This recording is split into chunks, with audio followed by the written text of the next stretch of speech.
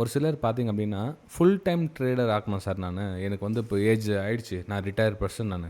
இப்போ வந்து இத ஒரு ஃபுல் டைம் ட்ரேடரா எடுத்து பண்ணலான்னு இருக்கிறேன் அப்படின்னுவாங்க. ஓகே, தப்பில்ல. ஆனா, என்ன நெனச்சு அவங்க ஃபுல் டைம் ட்ரேடர் சொல்றாங்க அப்படின்னு பார்த்தீங்கன்னா, காலையிலேருந்து சாயங்காலம் வரலும் நம்ம ட்ரேடிங் பண்ணிக்கிட்டே இருந்தா ஃபுல் டைம் ட்ரேடர் அப்படின்னு நெனச்சிருக்காங்க. ஆக்சுவலா அப்படி கிடையாது.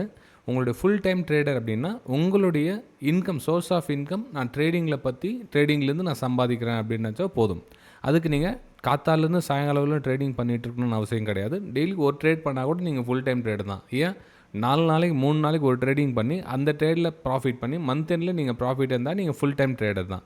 ஸோ காத்தாலேருந்து சாயங்காலம் வரையிலும் ட்ரேடிங் பண்ணிட்டே இருந்தா ஃபுல் டைம் ட்ரேடர் அப்படின்னு அர்த்தம் கிடையாது. இப்போ ஃபார் எக்ஸாம்பிள் இந்த இடத்துல வந்து ரெசிஸ்டன்ஸ் ஏரியா நான் உங்களுக்கு மென்ஷன் பண்ணினேன்னா, ஸோ வெயிட் பண்ணணும். அந்த ரெசிஸ்டன்ஸ் ஏரியா கிட்டேருந்து ப்ரைஸ் லோயர்ல ஃபார்மேஷன் பண்ணுதா, அங்கேருந்து ப்ரைஸ் ரிவர்ஸ் வருதான்னு வெயிட் பண்ணணும். இல்லை சப்போர்ட் ஏரியா வருதுன்னா, சப்போர்ட் ஏரியா கிட்ட ப்ரைஸ் வெயிட் பண்ணணும். அந்த இடத்துல இங்கேருந்து ஹையர் ஐ ஃபார்மேஷன் வருது, ப்ரைஸ் திரும்புதா அப்படின்னு வெயிட் பண்ணணும். ஸோ இந்த இடத்துல ஸ்டாப் லாஸ் போட்டு முறைப்படி ட்ரேட் எடுத்தால் நீங்கள் ஆட்டோமேட்டிக் ப்ராஃபிட்டபிள் வருவீங்க. ஆனால் அதை விட்டுட்டு போகிற போக்கில் சின்ன சின்ன ட்ரேடிங் பை செல் எடுத்துகிட்டு இருந்தால் ஃபுல் டைம் ட்ரேடர் ஆகாது.